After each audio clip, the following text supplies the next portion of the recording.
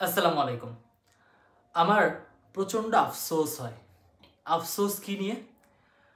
আমার আফসোস হয় আহ, এখনও প্যারেন্টিং নিয়ে অনেক কথা হয় সে কারণে। আমার আফসোস হয় এই জেনারেশনটা যেভাবে গ্রো করছে সেই বিষয়টা নিয়ে আমার অনেক আফসোস হয়। আমি অনেক দিন ধরেই এই প্যারেন্টিং, এই যে গ্রো হওয়ার কালচার, এগুলো নিয়ে কথা বলি। অর্থাৎ আমি চাচ্ছি যে সব কিছু একটু যেন পজিটিভ থাকে। সে পজিটিভটা কীরকম? যেমন ধরেন, আমরা কিছুদিন আগে একটা ভিডিও ভাইরাল হতে দেখলাম যে রিক্সায় বসে একটা মা তার মেয়েকে প্রচণ্ড জোরে চড় মারছে, মেয়েটা কাঁদছে। আহ, আমরা দেখলাম 2-3 দিন ধরে প্রচুর হুলস্থুল অবস্থা, একটা মেয়ে হারানো গিয়েছে, আজকে সেটাকে পাওয়া গিয়েছে। ও কেন গিয়েছে, কী কারণে গিয়েছে, সব কিছু বাদ দিলাম, সে টিকটকে পরিচয়, এসব অনেক সব কিছু বাদ দিলাম। আমার মনে পড়ে আমি যখন এসএসসি পরীক্ষা দেই, অর্থাৎ এসএসসি পরীক্ষার পরবর্তীতে লুকিয়ে বাবার ফোনে ফেসবুক খোলা হয়, মার ফোন দিয়ে মাঝে মধ্যে চালাতাম। ওই কথাগুলো খুব মনে পড়ে। আমার মনে পড়ে আমার এইচএসসি পরীক্ষার আগ দিয়ে আমার ফোন কেনার কথা মনে পড়ে। আমার মনে পড়ে যে আমি ফেসবুকে যখন কি বলে যে ইউজ টু হই, সেই সময়টাও কলেজ লাইফে, রাইট? সো এই যে আমাদের এত পরবর্তীতে গ্রো করা, বাবা মায়ের শাসনে বড় হওয়া, আর এখনকার দিনে না এসে দেখা যায় যে মানে জন্মের পর, একদমই জন্মের পর বাচ্চারা খেতে চাচ্ছে না, তাকে ফোন দিয়ে দেওয়া হচ্ছে, ফোন ধরিয়ে দেওয়া হচ্ছে, সে ইউটিউবে স্ক্রল করা শিখে যাচ্ছে। হ্যাঁ, 5 মাস 6 মাস বয়সে স্ক্রল করে কীভাবে ভিডিও আনতে হয় সেটা দেখতে পাচ্ছে। সো এই যে মানে অন্যরকম একটা কালচারে গ্রো করতেছে, এই জিনিসটা একটু অদ্ভুত লাগে আমার কাছে। আমি অনেক দিন আগে থেকেই কথা বলি যে বইয়ের সাথে কেন পরিচয় করানো হয় না। আমরা দেখতাম, আমরা যখন ছোটো ছিলাম, ছোটো বলতে আমি যখন স্কুলে পড়ি, তখনকার ছেলে মেয়েদের বড় হতে দেখতাম এইভাবে, তারা প্রচুর বই ছিঁড়তো, রাইট? আমি তো অনেক ছোটো বাচ্চা কাচ্চাদের হয়তো পড়ানোর সুযোগ হয়েছে, সো আমি দেখতাম অনেক বই ছিঁড়তো, বইয়ের পাতা ছিঁড়তো, এই ছিঁড়তো, এইভাবে ওরা গ্রো করতো। এখনকার দিনের বাচ্চাদেরকে বই ছিঁড়তে দেখি, এখনকার দিনের বাচ্চাদেরকে দেখি ফোন ঢিল মেরে ফোনের গ্লাস ভেঙে ফেলছে এরকমভাবে।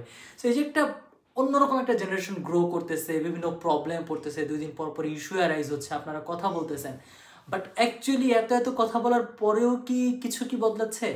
নেপোলিয়ন বলেছিলেন যে আমাকে একটা শিক্ষিত মা দাও, আমি তোমাকে একটা শিক্ষিত জাতি উপহার দেবো। কেন বলেছিলেন? যে একজন এডুকেটেড মাদার ও তার বাচ্চাকে এমনভাবে প্যারেন্টিং করে গ্রো করবে যেন ওই জাতিটা, অর্থাৎ ওই জেনারেশনটা যেন সুন্দরভাবে গ্রো করে। অর্থাৎ আপনি যদি একটা জেনারেশনকে সুস্থভাবে গ্রো করাতে না পারেন, আপনার দেশ কখনো বদলাবে না, আপনার জাতি কখনো বদলাবে না।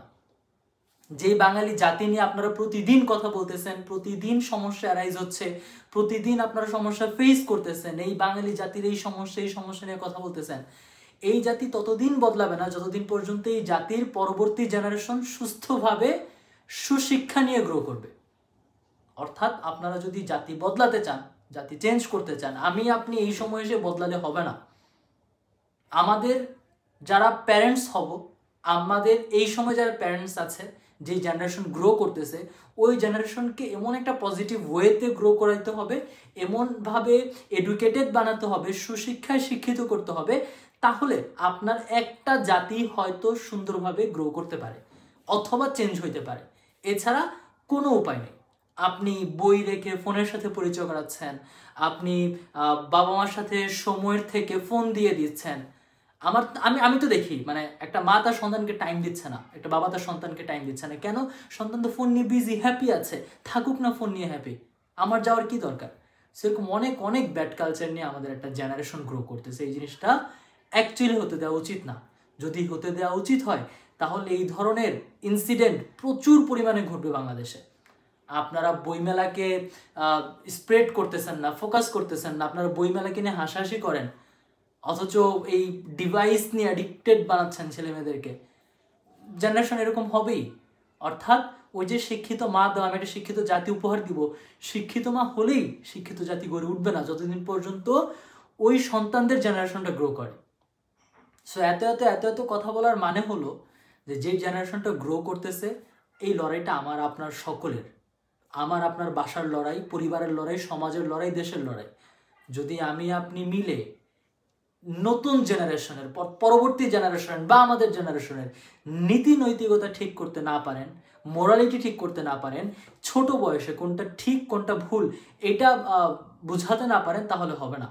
অফিসে বসে কলিগদের সাথে আলোচনা করতেছিলাম যে আমরা যখন এসএসসি দিই, এইচএসসি দিই, তখনও মাথায় মেইন কনসার্ন ছিল মাগরিবের আজানের আগে বাসায় যেতে হবে।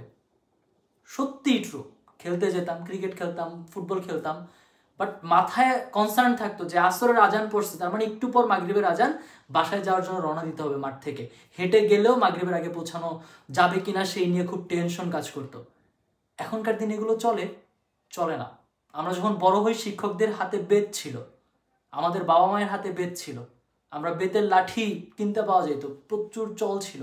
এখন পাওয়া যায় না।